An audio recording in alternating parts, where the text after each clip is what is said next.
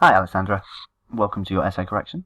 My name is Andrew, I work here at IELTS Podcast with Ben and the others. I'll be reading through your essay today and I will be giving you some hints, tips, some advice and some support on how to produce some excellent academic writing. IELTS obviously is a test of whether you can survive in an English-speaking environment. So we want to make sure that you can make argument and convey ideas well and accurately. So let's have a good look and see where we're up to. So the issue of improving the education system, so this should be education, not educational.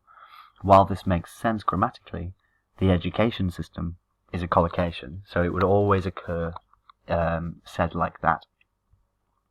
The education system. And this is unnecessary because it is implied by this word. We know that it's schools, universities, etc., etc., but in education system, we know that that's true. So, improvements to the education system have been an issue of growing importance since the technological revolution. We don't need this. This is unnecessary. However, some traditional professors may claim the old way of teaching is still worthy. I would say while psychologists and physicians. So you're saying, however, some traditional professors claim this, but some people claim this. So a while is good there. However, some this, while psychologists and physicians argue that current schooling is not suitable for the new, I would just say the younger, more technically minded generation. The younger, more technically minded generation.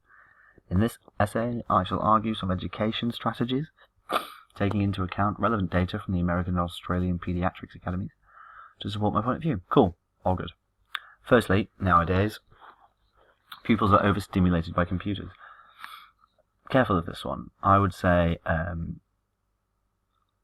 primarily in the modern age, or primarily the modern pupil can be overstimulated by the amount of information brought to them by computers, iPads, and games. Educational institutions, I would say, should keep up to date with the electronic era in order to enhance students' attention and learning. I would say improve students' attention span.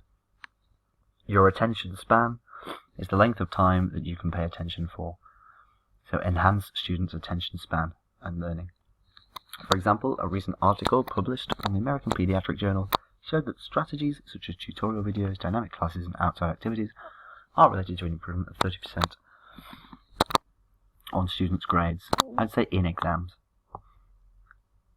We're not repeating the preposition. In exams. This way, it is clear that there is an urgent need for an education revolution. I would use rather than trying to introduce nouns, I would say there is clearly an urgent need for drastic changes to the way we educate our youth, or something like that, but expand it, be more specific. Secondly, traditional methods of transmitting information or conveying ideas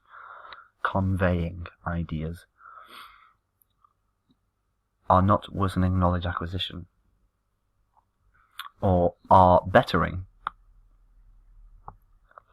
Let's try to steer clear of negative sentences, because that just means you're using too many words. Just use the positive version of that. Bettering. Making better.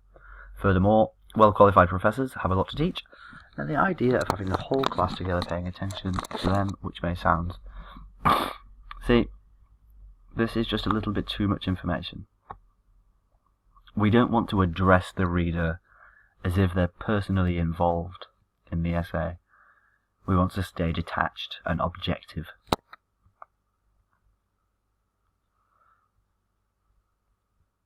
So, well-qualified professors have a lot to teach, and the idea of having the whole class pay attention to them could be suitable for some subjects. Yeah, that's okay.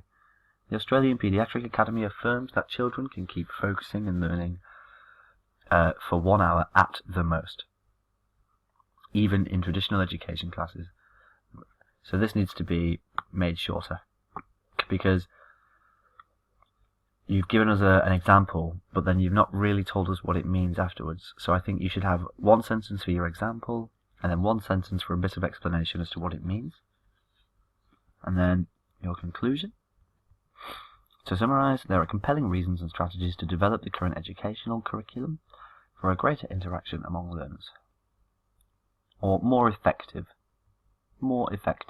interaction amongst learners. Hopefully, more technological and dynamic classes will be implemented and the education revolution will be attainable. See, the education revolution is just something that is happening. For something to be attainable, it has to be a future goal. So tell us what you're imagining. What's your vision? What are we trying to achieve? What is the education revolution? But good. Let's move on to your second answer. So these don't take quite as long to correct because they're not very long. So let's have a read through and see where we could have made some improvements. The pie charts illustrate the Council's investment on 6 different categories among 3 regions in the UK in 2014. So this is a bit unclear. So the pie charts illustrate the investment from 6 different local authorities. A council in the UK is called a local authority. So the pie charts illustrate the investment from 6 different local authorities. Or no, it might be 3 actually. 3 different local authorities across 6 different categories or areas in 2014.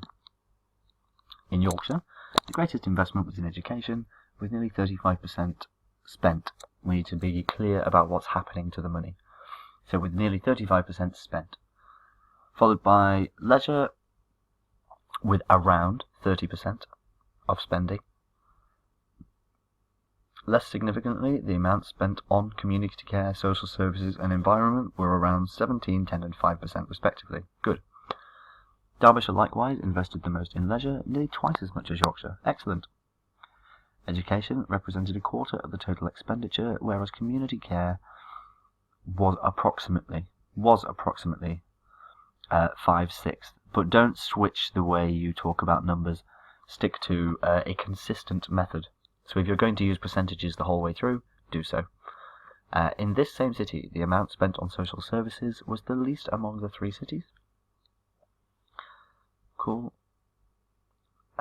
Differently, I'd say alternatively or conversely. Lancashire had a fairly equal expenditure on community care, social services and environment, almost 15% each.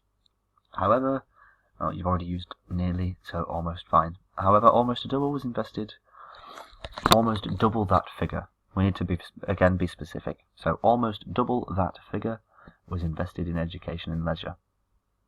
Overall, regardless of the council, the greatest expenditure was observed on the education and leisure sectors. On the other hand, community care, social services and environment were the least categories invested in 3 regions in 2014. So, what I'll say on this one is that the sentences that you've created half of them are great and very smooth, but I think in trying to vary your sentences, some of them have lost some meaning. What we need to do with these task 1s is make sure that we are as accurate as physically possible. No extra information, only what's in the graph, but well explained and with detail and with clarity. So let's try our very best to introduce, to take a bit more time maybe. If you want to, with your next task, take slightly longer to do a really good job, and then what we'll do over the course is just make you faster. So first get good, then get quick. So on your next task, maybe take an hour to do each one and get it as good as you can. Read through it afterwards, see if you can spot any mistakes, correct anything you can. But more than anything, increase accuracy in your task 1, and maybe listen through this again for the task 2 to listen to the small corrections that I made. Like I said, if I read something different to the way it was written, it was intended to be a correction. Maybe listen to some of the phrases that I've used as well. That could help you along if it helps you to gain any understanding of grammar or some additional lexical resource. But well done for these. They really are great first tries, first essays. I will see you when your next work comes in. I'll speak to you soon, Alessandra. All the best.